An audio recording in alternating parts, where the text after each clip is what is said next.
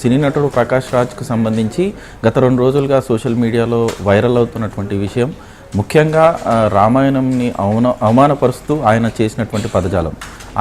అంతేకాకుండా 2 ప్రాంతాలకు సంబంధించినటువంటి విభేదాలు సృష్టించే విధంగా మరోవైపు హిందూ సమాజానికి సంబంధించినటువంటి ముఖ్యమైనటువంటి భగవంతులు అయినటువంటి రాముడిని దూషిస్తూ మాట్లాడడం అనే అంశం.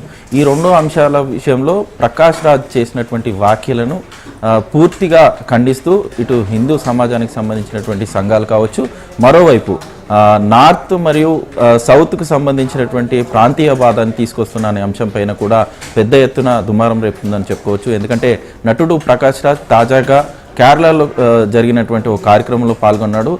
కేరళ లిటరేచర్కి సంబంధించినటువంటి ఒక సదస్సులో ఆయన మాట్లాడుతూ కూడా ఆయనకు సంబంధించినటువంటి డిఫరెంట్ టాపిక్లో వచ్చినప్పుడు ఒక కామెడీ స్కిట్గా కూడా ఆయన ఎక్స్ప్లెయిన్ చేస్తూ రామాయణాన్ని కించపరుస్తూ కూడా ఆయన చెప్పిన వ్యాఖ్యలు ఏవైతున్నాయో అవి తీవ్రంగా సోషల్ మీడియాలో దుమారం రేపాయి.